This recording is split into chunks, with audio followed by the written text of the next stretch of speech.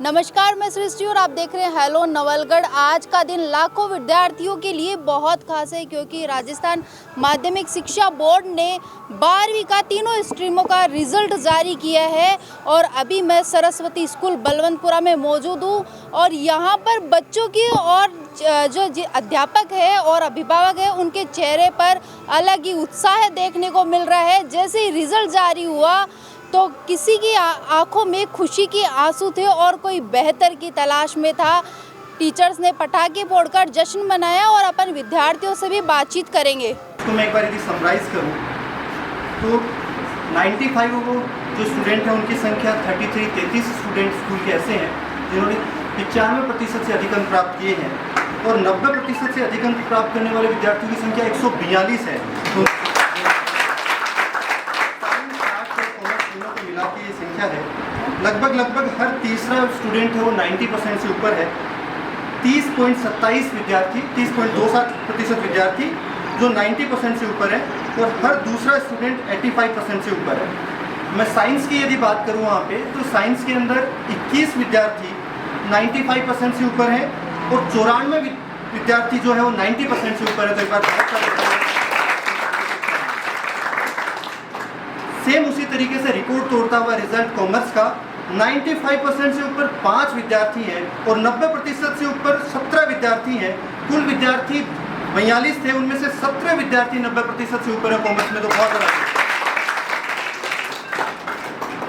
और आर्ट्स के अंदर 95% से ऊपर 7 विद्यार्थी और 90% से ऊपर 31 विद्यार्थी। टोटल विद्यार्थी 91 थे, 91 में से 31 विद्यार्थी 90% से ऊपर है। तो आर्ट्स के लिए बहुत बड़ा रिजल्ट। मैं जो एकेडमिक रिजल्ट है उसके साथ साथ में स्टूडेंट्स के अदर अचीवमेंट्स की भी बात करूंगा। यहाँ पे इन स्टूडेंट्स में से कई सारे स्टूडेंट्स जो अलग अलग प्रकार के कॉम्पिटिशन्स दे रहे हैं, जैसे कि 7 स्टूडेंट इस बार हमारे जेईई मेन क्वालिफाई कर रहे हैं जिन्होंने एडवांस दिया है। एक्सपेक्टेड है उनका पेपर, वहाँ पर भी कुछ स्टूडेंट्स का काफ़ी बेहतर हुआ है। नीट रिजल्ट जो है वहाँ पे ये एक्सपेक्टेशंस है कि 2 स्टूडेंट इस बार 12वीं के साथ में सिर्फ स्कूलिंग के साथ में तैयारी करके 2 स्टूडेंट गवर्नमेंट मेडिकल कॉलेज में एडमिशन ले रहे हैं और 4 स्टूडेंट ऐसे हैं जो लगभग 410 से ऊपर मार्क्स बना रहे हैं। इस बार के नीट के रिजल्ट को देखते हुए बहुत बड़ा अचीवमेंट है ये उन स्टूडेंट्स का। कक्षा 12 के साथ। दीक्षा, कहाँ से हैं आप? कैरू। कितनी परसेंटेज बनी है आपके? 98.80। रिजल्ट को लेकर संतुष्ट रही और बेहतर की उम्मीद थी आपको? थोड़ी बेहतर की उम्मीद। आपने स्कूल टाइमिंग के अलावा कितनी घंटे पढ़ाई करी थी? लगभग 6-7 घंटे। और जैसे टीचर्स का सपोर्ट कैसा रहा स्कूल में? टीचर्स का सपोर्ट पूरा था। और जैसे कि स्कूल टाइमिंग के जब एग्जाम पास में आए तो प्री बोर्ड भी हुई, कभी ऐसा हुआ कि आप डीमोटिवेट हुई हो? कभी होती थी तो टीचर्स मोटिवेट करते थे। और घर पे पेरेंट्स का कितना सपोर्ट रहा? पेरेंट्स का भी सपोर्ट था। माहौल कैसा था घर का? अच्छा था, पढ़ने लायक। और सोशल मीडिया, जैसे आजकल अपन देखते हैं कि बच्चे सोशल मीडिया भी यूज करते हैं, आप सोशल मीडिया से दूर रही या फिर सोशल मीडिया यूज भी किया? नहीं, सोशल मीडिया यूज नहीं किया। अब किस फील्ड में जाना चाहोगे आप? मेडिकल। जब रिजल्ट आया तो उस पल आपकी क्या भावना थी? कैसा फील हुआ उस वक्त की बेटी ने टॉप किया है साइंस स्ट्रीम में? बहुत अच्छा। और जब बच्ची पढ़ाई करती थी दीक्षा, तो उस तरह से आपने किस तरह से सहयोग किया घर पे? सहयोग करने वाली मैम नहीं थी, की तरह से किया, इसका पूरा सपोर्ट किया मैंने। जैसे ऐसा भी हुआ कि सुबह मॉर्निंग में बच्चे जल्दी उठकर पढ़ाई करते हैं, तब आपने उठाया फिर खुद से उठ जाती थी? मैं उठाती थी सुबह। मेरा नाम पलक पावतवाल है। मैं नवलगढ़ की रहने वाली हूँ और मैंने कॉमर्स स्ट्रीम में 97.40% स्कोर किए हैं। मैं इस स्कोर का क्रेडिट मेरे टीचर्स को और मेरे पेरेंट्स को देना चाहती हूँ जिन्होंने मुझे हर एक मोमेंट पे एकदम सपोर्ट किया। कॉमर्स स्ट्रीम थी आपके पास में, सबसे कठिन विषय कौन सा लगा? मैम मुझे तो वैसे सारे ही नॉर्मल लगते थे, बट जैसे कि अकाउंट्स थोड़ा माना जाता है कि टफ़ होता है तो वो थोड़ा टफ था, बाकी सारे सही। और आज जो रिजल्ट आया है इसके बाद में आपका अगले लक्ष्य क्या है? मैं सीए फाउंडेशन की प्रिपरेशन कर रही हूँ, साथ साथ में मेरा लक्ष्य सीए बनना है। आपने मुकाम हासिल किया, आपसे जो छोटे भाई बहन उनको क्या आप संदेश दोगे आप? मैं उनको यही मैसेज देती हूँ कि अपने लक्ष्य को एकदम स्थिर रखें, उसके लिए कॉन्टिन्यूसली पढ़ाई करते रहे और इधर उधर किसी भी चीज़ों पर ध्यान न दें। मुकाम हासिल करने के लिए आपने स्कूल के अलावा घर पे कितना पढ़ाई की? मैं स्कूल से घर जाके भी रेगुलर 5-6 घंटे पढ़ लेती थी और जो भी सर वगैरह कुछ गाइड करते थे उन्हें एकदम अच्छे से फॉलो करती थी। स्कूल में कौन से ऐसे टीचर हैं जो आपको सबसे ज़्यादा मोटिवेट करते हैं? स्कूल में हमारे डायरेक्टर नवीन जी सर, कीर्तिमान सर, उन्होंने मुझे कंटिन्यूअसली हर एक बात पे मोटिवेट किया और उनकी वजह से ही मैं इस परसेंटेज को स्कोर कर पाई हूँ। मेरा नाम माही शर्मा है। कितनी परसेंटेज बनी है आपके? 97.60। ये जो इतनी अच्छी सफलता मिली है, इसका श्रेय किसे देना चाहेंगे आप? मैं इसका श्रेय अपने पेरेंट्स और अपने टीचर्स को देना चाहूँगी। टीचर्स का कैसा सपोर्ट रहा? टीचर्स का सपोर्ट कि उन्होंने हमेशा कोई प्रेशर नहीं डाला। उन्होंने हमेशा ये कहा कि बेटा खुद से कंपटीशन रखो, दूसरों से मत रखो, अपना इम्प्रूव करो। और आगे अब क्या फ्यूचर प्लान किया है आपने? आगे मुझे सिविल सर्विसेज की तैयारी करनी है। और आर्ट्स को लेकर हम देखते हैं अक्सर आपके फ्रेंड्स वगैरह भी, आपके पड़ोसी भी ऐसे होते होंगे कि अगर हमें कोई सब्जेक्ट नहीं अच्छा लग रहा है तो आर्ट्स बहुत इजी है, आर्ट्स ले लेते हैं। आपने आर्ट्स की स्टडी करी है, इतनी अच्छी परसेंटेज आए हैं, तो क्या बोलना चाहेंगे आर्ट्स जब आपने पढ़ी तो? देखिए, आर्ट्स कोई अपन सोचते हैं कि कोई सब्जेक्ट हार्ड लग रहा है तो हम आर्ट्स ले लेते हैं, लेकिन आर्ट्स में भी अच्छा स्कोर करना कोई ऐसे इजी बात नहीं है। बहुत इसकी भी हार्ड स्टडी करनी पड़ती है और इसके साथ हम बहुत अच्छा फ्यूचर भी बना सकते हैं अगर हमें पता हो कि किस डायरेक्शन में हमें तैयारी करनी है, किस तरह से हमें तैयारी करनी है। और क्लास में कंपटीशन जो है दोस्तों के बीच में, आपके फ्रेंड्स के बीच में बहुत हार्ड होता है, तो किस तरह का कंपटीशन था? हमारे कंपटीशन मतलब एकदम पॉइंटों में कंपटीशन रहता था कि जैसे कभी किसी के 0.20 ज़्यादा आ जाते थे, किसी के 1% ज़्यादा आ जाता था, तो कंपटीशन बहुत था हमारी क्लास में, बहुत हेल्दी कंपटीशन था। मैम, रिजल्ट आया, कैसा माहौल था घर का? मैं सच बताऊं तो बहुत खुशी का माहौल था मेरे लिए और मेरी बच्ची के लिए बहुत बड़ा अचीवमेंट था ये। ठीक है। और जब नंबर आए तो अभी भी जैसे कि सोशल मीडिया पे कॉल्स वगैरह आ रहे होंगे और कॉन्ग्रेचुलेशन आ रही होगी, क्या फील कर रहे हैं आप? बहुत प्राउड फील होता है जब माँ को एक ऐसा बच्चा हो, तो एक माँ को बहुत प्राउड फील होता है। मेरे लिए बहुत बड़ा अचीवमेंट है। मेरी बच्ची ने पूरी साल बहुत मेहनत करी है। आर्ट्स में लोगों को लगता है कि इजी सब्जेक्ट है, लेकिन कंपटीशन की वजह से देखें तो ये कोई इजी सब्जेक्ट नहीं है। ठीक है। और घर पे जैसे कि आजकल अपन देखते हैं कि बच्चे सोशल मीडिया काफ़ी यूज़ करते हैं, तो क्या ये भी करते थे? नहीं, मेरी बच्ची की एक खास बात है, ये घर पे फ़ोन यूज़ नहीं करती, ना सोशल मीडिया यूज़ करती है, ना दोस्तों से ज़्यादा इसका कोई कांटेक्ट रहता है। ये अपनी पढ़ाई से ही ज़्यादा लगाव रखती है। क्या नाम है आपका? रिया रणवा। कहाँ से आप? नवलडी नवलगढ़। कितनी परसेंटेज बनी है आपके? 98.8। दीक्षा और रिया ने, मैं बताना चाहूँगी, दोनों ने ही बहुत ही शानदार विज्ञान संकाय के अंदर बहुत ही शानदार प्रदर्शन रहा है दोनों का। आपने इतनी अच्छी सफलता हासिल की है, तो इसका श्रेय किसे देना चाहेंगे आप? मैं अपने सारे फैमिली मेम्बर्स, दादा दादी, मम्मी पापा, स्कूल के स्टाफ, सभी टीचर्स, नवीन सर। ठीक है। साइंस स्ट्रीम थी, सबसे कठिन विषय कौन सा लगा आपको? ऐसे तो थोड़ी फिजिक्स है, लेकिन इतनी भी हार्ड नहीं है। फिजिक्स हार्ड लगी, तो उस वक्त टीचर्स का कैसे सपोर्ट रहा? टीचर्स ने बहुत सपोर्ट किया, जो छोटे से छोटे डाउट को भी अच्छी तरह से क्लियर किया, मतलब कोई दिक्कत ही नहीं हुई फिजिक्स में बाद में। और जो रिजल्ट आया उससे संतुष्ट हैं आप? यस, अभी तो संतुष्ट हूँ। ठीक है। और आपने किन चुनौतियों का सामना किया? जैसे कि साइंस स्ट्रीम थी, जब एग्ज़ाम पास में आती है तो ऐसा भी लगता है, डीमोटिवेट भी होते हैं, घबराहट होती है, तो उस वक्त किससे बात करी आपने कि पेरेंट्स का किस तरह से सहयोग रहा, टीचर्स का किस तरह से सहयोग रहा? बहुत अच्छा रहा। दादू जी ने मुझे हमेशा मोटिवेट किया, घर वालों ने, मम्मी पापा, माँ और नवीन सर ने बहुत ज़्यादा मोटिवेट किया। कभी डिमोटिवेशन हुआ ही नहीं। और हर बार जैसे क्लास के अंदर बहुत ज़्यादा कंपटीशन होता है, बहुत हार्ड कंपटीशन देखने को मिलता है, तो क्लास में किस तरह से कंपटीशन था? क्लास में अभी तक तो फर्स्ट रैंक थी पूरी 12th में। और जब रिजल्ट नहीं आया था, उससे पहले क्या कहा जा रहा था कि कौन टॉप करेगा? इसलिए तो मैंने कोई बात ही नहीं की घर वालों से। नहीं, जैसे टीचर्स के, आपके फ्रेंड सर्किल में, दोस्तों में? तो भी ऐसा नहीं था, लेकिन बन गए 98.2। घर वालों को तो लगा अच्छे बन जाएंगे, अच्छे ही बने हैं। 10वीं के रिजल्ट में जो आपने एक्सपेक्ट किया था उतने नंबर नहीं आए, और थोड़ी निराशा थी। उसके बाद में मन में क्या ठानी और उसका आज क्या रिजल्ट है? उसके बाद मेरा टारगेट था 99 या 99 से अबाव 12th के लिए, लेकिन वो थोड़े कम रह गए पॉइंट में। अभी भी 30 है मन में। हाँ, जो बहुत गिल्ट है अभी। जो अपन कंपटीशन वाले रिजल्ट में भरपाई करेंगे। Yes sir. बाकी आगे करें। मैं स्कूल की तरफ से मेरी पोती के लिए बहुत धन्यवाद करती हूँ। मेरी पोती बहुत अच्छा नंबर ले आई है। मेरा दादी जी आई है जब से इतनी खुश है ना। मैं मेरी पोती के साथ में बहुत दिन रात मेहनत करती, 3 बजे भी उसको जगाती, 10 बजे बैठी बैठी उसको 3 बजे तक पढ़ाती।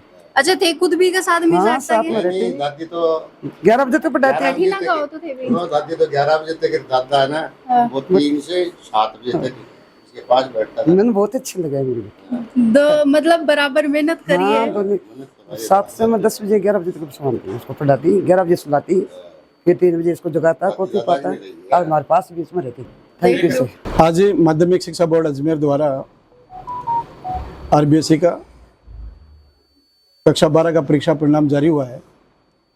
इसके लिए मैं सबसे पहले तो विद्यालय परिवार की तरफ से विद्यालय के समस्त छात्र छात्राओं, अभिभावकों और क्षेत्रवासियों को बहुत बहुत बधाई और धन्यवाद देता हूं कि हर वर्ष की भांति इस बार का जो परीक्षा परिणाम आया है वो बहुत ही शानदार और जानदार परीक्षा परिणाम बच्चों ने दिया है। इसके लिए उनको ढेर सारी शुभकामनाएं देता हूं। आप सबको विदित है कि सरस्वती स्कूल बलौदपुरा द्वारा लगातार कई वर्षों से परीक्षा परिणाम है वो बहुत ही अच्छा परिणाम दिया जा रहा है, और उसी के साथ में ही इस बार का जो परीक्षा परिणाम है वो बहुत ही बेहतर परिणाम बच्चों ने दिया। इस परिणाम का जो मुख्य कारण है वो ये है कि हमारे स्कूल का जितना भी स्टाफ है वो बधाई का पात्र है, चाहे वो शैक्षिक हो चाहे अशैक्षिक हो, सभी को बधाई देता हूँ। उनको भी उनके अथक मेहनत और प्रयास के कारण ही ये सफलता प्राप्त कर सके हम लोग। विद्यालय परिवार की जो खास विशेषता है वो आप सब लोगों से छुपी नहीं है। इसकी विद्यालय अनुशासन प्रिय है। अनुशासन के मामले में किसी प्रकार का कोई समझौता नहीं किया जाता है, और उस अनुशासन की बदौलत ही जो लगातार कई सालों से एक बार परिणाम दे सकते हैं, 2 बार दे सकते हैं, कोई छोटी संख्या में परिणाम दे सकते हैं, इतनी बड़ी संख्या के अंदर इतना अच्छा परिणाम देना ये विद्यालय के लिए गौरवमयी बात है। उसके लिए मैं विद्यालय परिवार को भी मेरी तरफ से बधाई देता हूँ, धन्यवाद देता हूँ। राजस्थान के अंदर आज आपके विद्यालय के सरस्वती स्कूल बलौदपुरा का जो नाम है वो पूरी नौलगढ़ विधानसभा को गौरवान्वित कर रहा है। मैं की शेखावाटी बेल्टी पूरे राजस्थान में आज विद्यालय की चर्चा होती है, और उसी के अकॉर्डिंग जो साइंस का जो परीक्षा परिणाम आया उसमें जो हमारी बेटियां हैं दीक्षा और रिया, उन्होंने 98.80 नंबर देकर के विद्यालय में प्रथम स्थान प्राप्त किया है। जिले के अंदर अभी थोड़ी देर बाद में सभी टैली हो जाएंगे, उसके बाद आप लोगों को हम बता देंगे। आर्ट के अंदर जो परीक्षा परिणाम आया है वो परीक्षा परिणाम के अंदर भी शानदार और जानदार परीक्षा परिणाम रहा है। उसके लिए हमारे जो प्रथम स्थान पे आने वाले हैं कॉमर्स में और आर्ट में, वो भी जिले में अपना परचम ले रहा है। उन लोगों ने भी, उनको भी मैं बधाई देता हूँ। मैं अभिभावकों का बहुत बहुत बधाई देता हूँ, धन्यवाद देता हूँ कि उनके अथक के प्रयास और मेहनत, उनका भी हमारे साथ में जुड़ा हुआ था। उन्होंने समय समय पर हमें कोऑपरेट किया और विद्यालय पर उन्होंने विश्वास जताया, और विद्यालय पर जो विश्वास जताया उस विश्वास पे विद्यालय है वो 100% खरा उतरा है। मैं यही उम्मीद करता हूँ कि हमारे एरिया के जितने भी अभिभावकगण हैं वो इसी प्रकार से विद्यालय पे विश्वास बनाए रखें, अपना आशीर्वाद बनाए रखें, ताकि हम और ज़्यादा ऊर्जा के साथ में आने वाले समय में और ज़्यादा काम करके आने वाले समय में और अच्छा परिणाम देकर के इस विद्यालय का नाम, हमारे नौलगढ़ विधानसभा का नाम, जिले का नाम रोशन करने में कहीं भी हम लोग पीछे नहीं रहेंगे। मैं मोटा मोटी थोड़ी सी समरी बता देता हूँ परीक्षा परिणाम की आप लोगों को।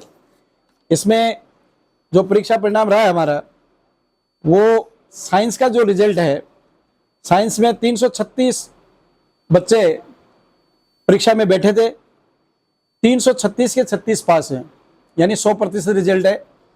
उसमें जो 95% है उससे अबव 21 बच्चे हैं, 90% से ऊपर 94 बच्चे हैं, 85 से ऊपर 161 बच्चे हैं, 80 से ऊपर 220 हैं, 75 से ऊपर 259 हैं और 60 से ऊपर 331 है। केवल 5 बच्चों की सेकंड डिवीजन आई है ऑल ओवर रिजल्ट साइंस का ही।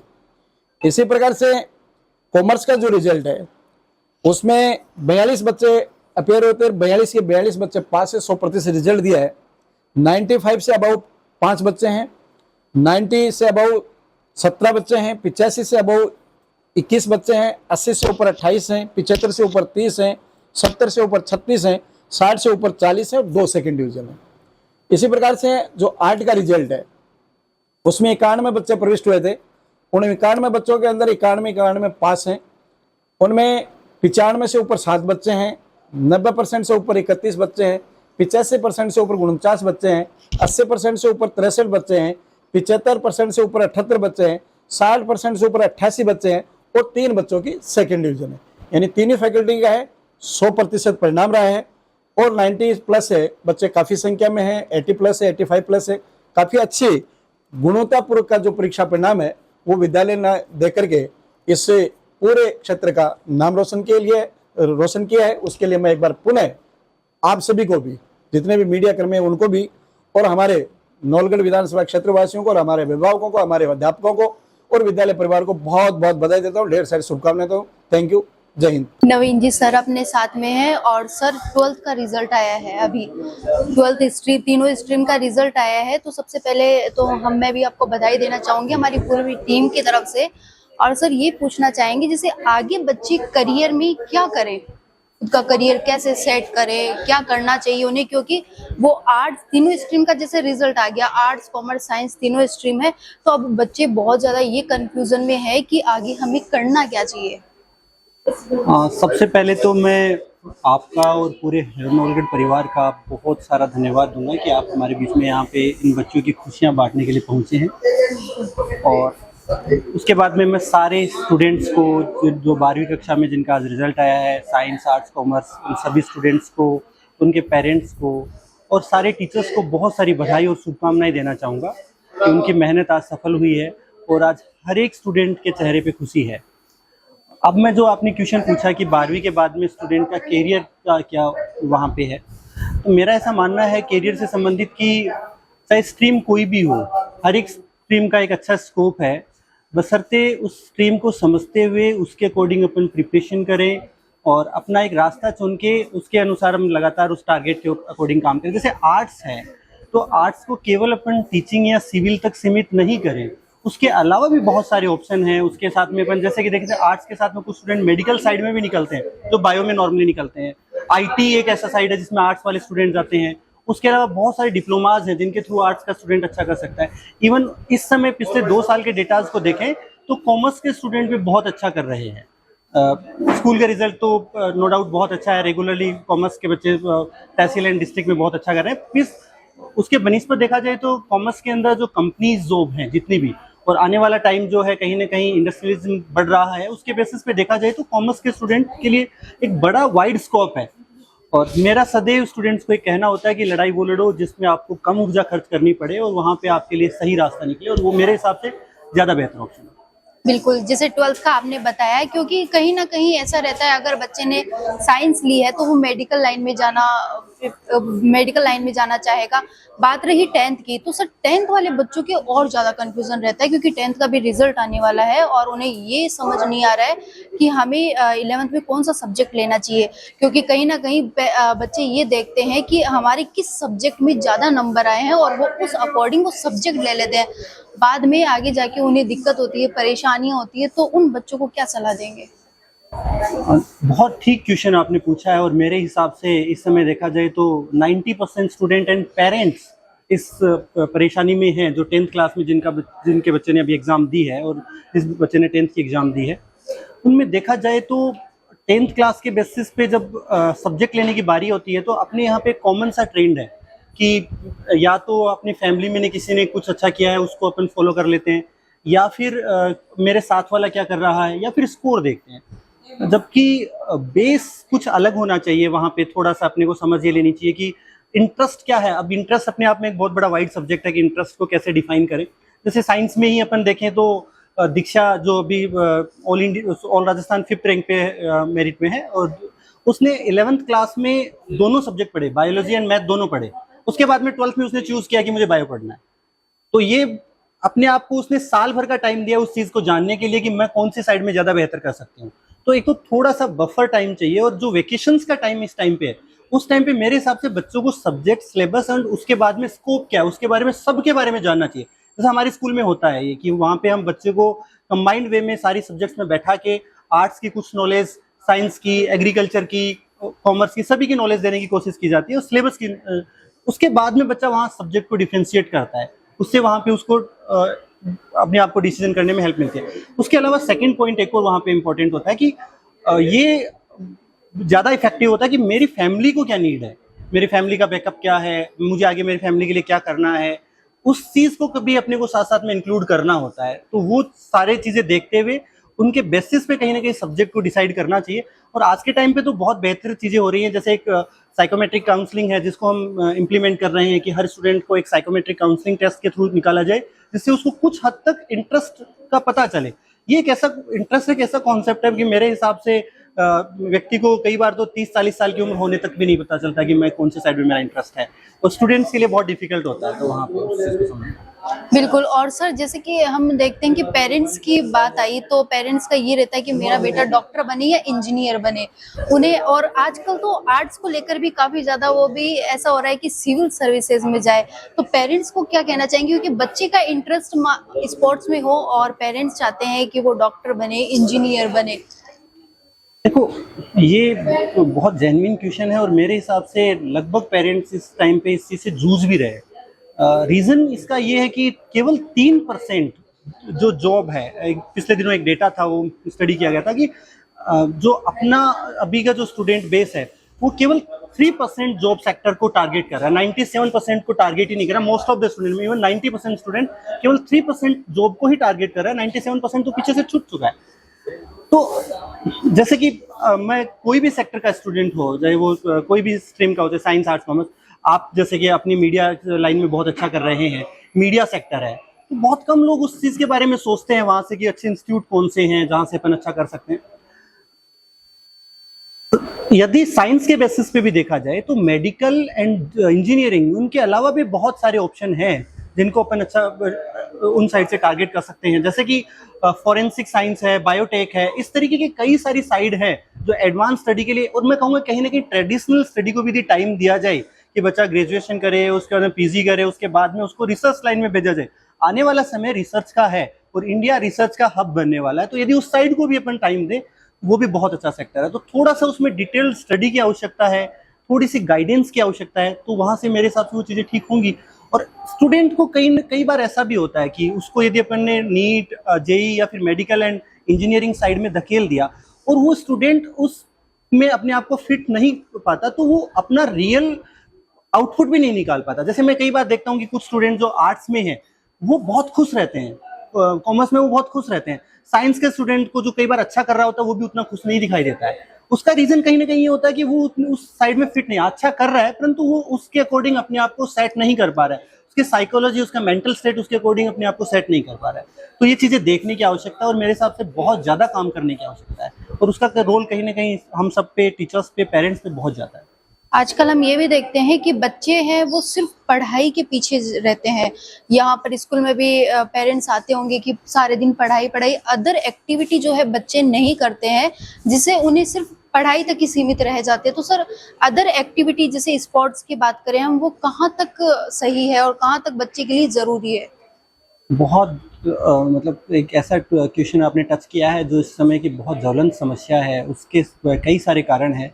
पहला कारण तो ये है कि बच्चे की आज के टाइम पे 70% बच्चे की लाइफ हो चुकी है क्लासरूम का रूम और घर का रूम, वहीं पे वो अपने आप को पैक कर रहा है। उसको एक्सटीरियर कोई भी, मतलब वो बाहर कुछ नहीं देख पा रहा है, बाहर की कोई भी चीज़ों से नहीं जुड़ पा रहा है।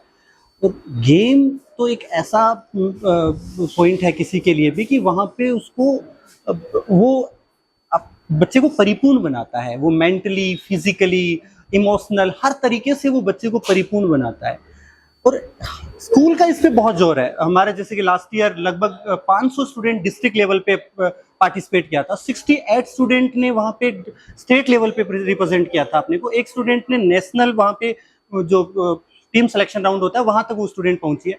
तो ये हमारी, उसके अलावा एग्जीबिशंस होती हैं, साइंस एग्जीबिशन, आर्ट एग्जीबिशंस, या उसके अलावा अपन बात करें डिबेट, वो कई सारे ऐसे आयाम होते हैं जहाँ पे बच्चा जीते नहीं पर उनका पार्टिसिपेशन उसको लाइफ लॉन्ग के बहुत बड़े बड़े लेसन्स देता है, उसको प्रिपेयर करने में बहुत बड़ी हेल्प करता है। तो गेम बहुत बड़ा रोल है। इसके अलावा उसी में मैं एक चीज़ और आप यहाँ करना चाहूँगा कि एक ट्रेंड चल चुका है कि कोचिंग सेक्टर में बच्चे को प्री फाउंडेशन में ही डाल दी जाए। मैंने पिछले 4-5 साल में स्टडी किया है कि जो student 6th to 10th pre foundation में पढ़ा है और जो स्टूडेंट केवल 11th-12th में वहाँ पे साइंस में पढ़ रहा है, वो ज़्यादा बेहतर रिजल्ट दे रहा है जो 6th to 10th में वहाँ पे उसने प्री फाउंडेशन किसी कोचिंग में किया है, क्योंकि कहीं ना कहीं उस बच्चे को वो अपने आप को डेवलप करने का मौका ही नहीं मिला। उस बच्चे का जो मेंटल लेवल जिस तरीके से डेवलप होना चाहिए उस तरीके से नहीं हुआ है। आप एग्जाम्पल उठा के देखिए, वहाँ पे 100 में से शायद कोई एक स्टूडेंट अच्छा कर रहा है, बाकी ऐसा नहीं है। तो बच्चे को मेरे हिसाब से कंप्लीट एजुकेशन जो विद अदर एक्टिविटीज देने की बहुत ज़्यादा आवश्यकता। बिल्कुल। और सर न्यू सेशन शुरू हो रहा है और पेरेंट्स बहुत अच्छी स्कूल ढूंढ रहे हैं कि हमारा बच्चा वहाँ पढ़े जहाँ पर पढ़ाई के साथ साथ में अदर एक्टिविटीज, संस्कार और डिसिप्लिन जो है वो सीखे और वो मिले। तो पेरेंट्स को और बच्चों को क्या बोलना चाहेंगे? मैं सबसे पहले तो सभी बच्चों को, चाहे वो बोर्ड क्लासेस के हैं, होम क्लासेस के हैं, उनका जो अभी रिजल्ट रहा इस साल का, उसके लिए बहुत सारी शुभकामनाएं दूंगा। और साथ में मैं उनको ये कहना चाहूँगा कि स्कूल सिलेक्शन में कुछ चीज़ें, पेरेंट्स को मैं कहना चाहूँगा क्योंकि वो रोल कहीं ना कहीं पेरेंट का है, स्कूल सिलेक्शन में कुछ चीज़ें बहुत महत्वपूर्ण होती हैं। आप केवल एक साल के रिजल्ट को नहीं देखें कि ये एक साल का रिजल्ट, इस साल हमारा रिजल्ट जो आया है केवल ये नहीं देखें। आप प्रीवियस 5 साल का रिजल्ट उठा के देखें किसी भी इंस्टीट्यूट का, जब भी जाएं उस स्टूडेंट्स, उसके जो फैकल्टीज़ हैं उनको देखने की कोशिश करें, उस स्कूल के माहौल को देखने की कोशिश करें, उस स्कूल को मेंटर कौन कर रहा है उसको एक बार थोड़ा सा आप देखने की कोशिश करें। एक्स्ट्रा एक्टिविटीज़ में बच्चा कितना इन्वॉल्व हो रहा है, कितनी उसकी केयर है। और सबसे की मेरा ऐसा मानना है कि किसी भी स्टूडेंट को लाइफ लॉन्ग प्रिपेयर करने के लिए डिसिप्लिन बहुत बड़ा की इम्पोर्टेंट है। तो वो किस लेवल पे वहाँ पे उस स्कूल का माहौल है उसको भी हमें देखना चाहिए। और मेरे हिसाब से हम अपने स्तर पे इसके लिए बहुत अच्छे से कोशिश कर रहे हैं और उस चीज़ का रिजल्ट जो आज 12वीं कक्षा का परिणाम है। बिल्कुल सर, धन्यवाद। बहुत सारा धन्यवाद।